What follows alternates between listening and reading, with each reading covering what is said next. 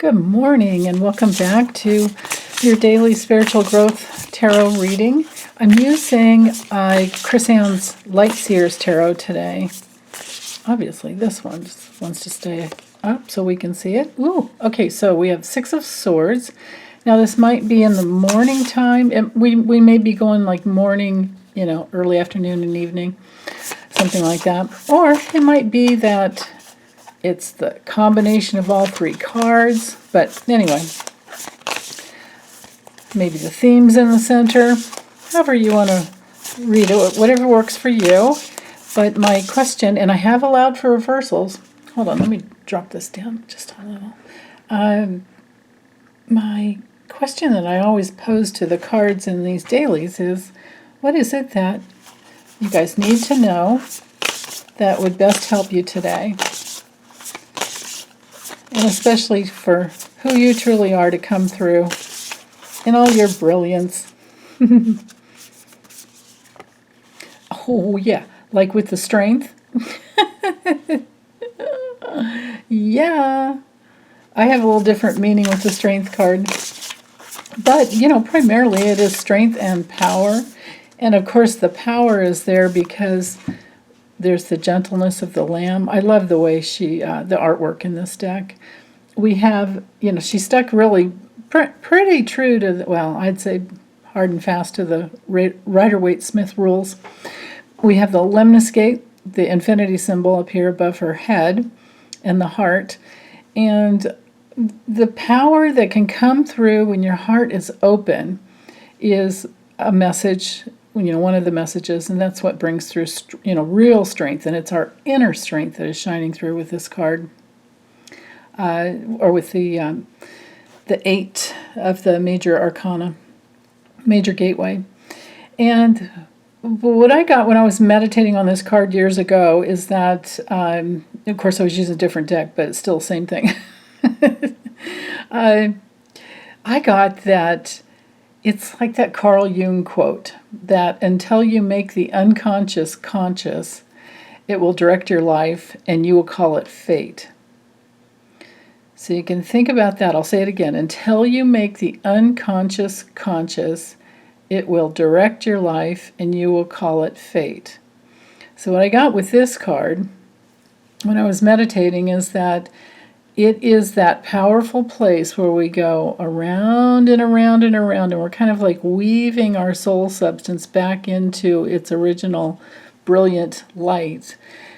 And at every turn, we're kind of, we're pulling in, we're getting rid of, we're clearing out, knots in the soul substance, and we're bringing in the pure white light, or the pure golden light, actually, is the way I see it. But our task, meanwhile, and we do have some clouds back here that kind of helps us to see the message in the card too.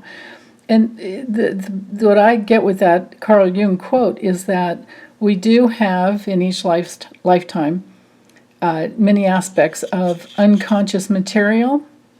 Now we have our wise unconscious as well. That's the place where we're not fully yet connected to our wisdom and our higher self and, the strength of who we truly are in our core essence.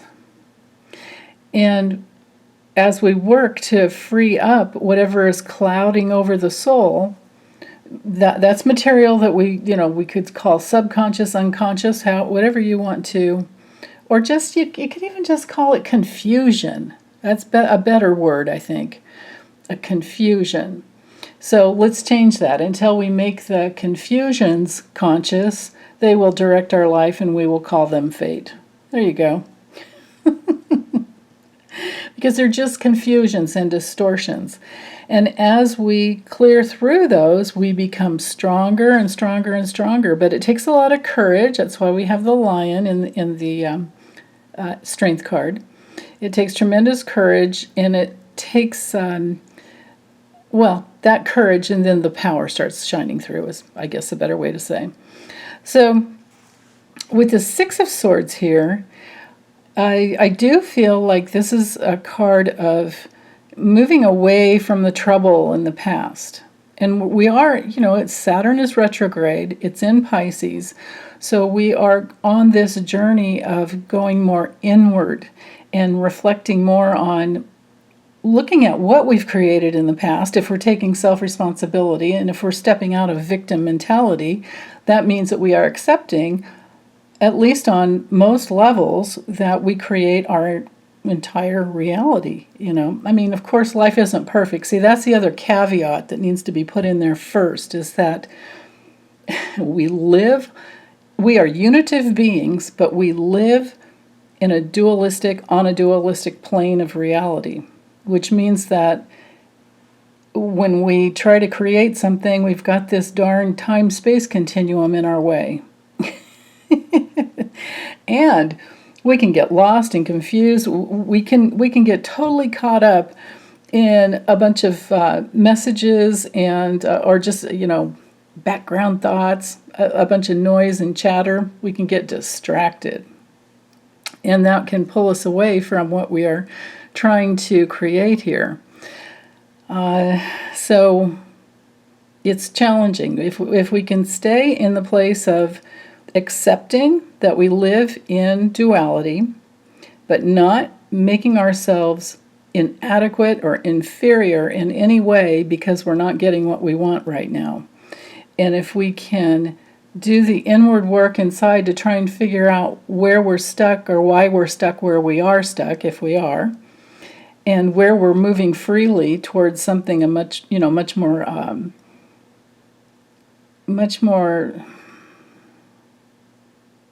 peaceful. It's like peaceful. We're moving towards peaceful power. Our life force is there with us always. There's so many levels, so it depends on your question, but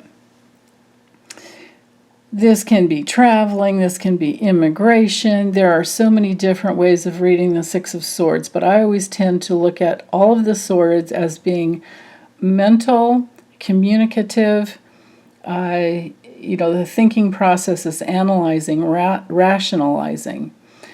But, in the traditional Rider-Waite-Smith, it's like the ferryman that takes someone from a very dangerous country to another country, or across the river where they need to go, whatever it is, down the river.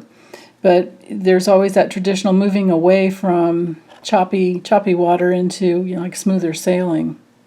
But in this card, you can see in the artwork, or in her rendition of the card, you can see that she's just by herself. She's looking down and she's thinking about maybe, how do I start this new life? I'm guiding my own vessel. I tend to look at our souls as our little ships that we're,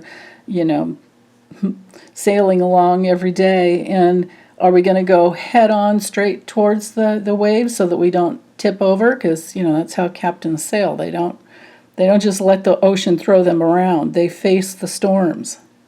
So if we can face our own storms, and knowing that each storm is nothing more than just confusion and distorted psychological soul substance, whatever it is, and that we're the ones that planted the seeds back in the beginning. Maybe we can't remember because it came from another lifetime, and we're finally now in a place where we are safe to clear it out. If we can make all that conscious, then we can plant new seeds. We can invest in our lives in a whole new way. So let's go back to the Seven of Swords reverse, the way it came through, because that reversal is important. It's also very important that these two came through upright. So when we have the Seven of Pentacles reversed, this is our card for not getting stuck in a little bit of a setback and not being impatient. We need to be very, very patient with ourselves. And I love that we don't have water here, but we have fire, air, and earth. We can put the water in there, right? And we can turn this all around and know that all things grow at their own pace in the right amount of time. And from there's no reason to push it. Why would we ever want to push it? We don't.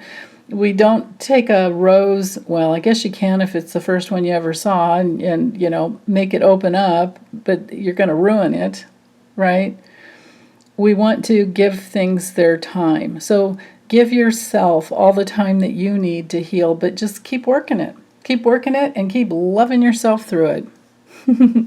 Okay, that's all I have for today. Thanks, you guys. Bye.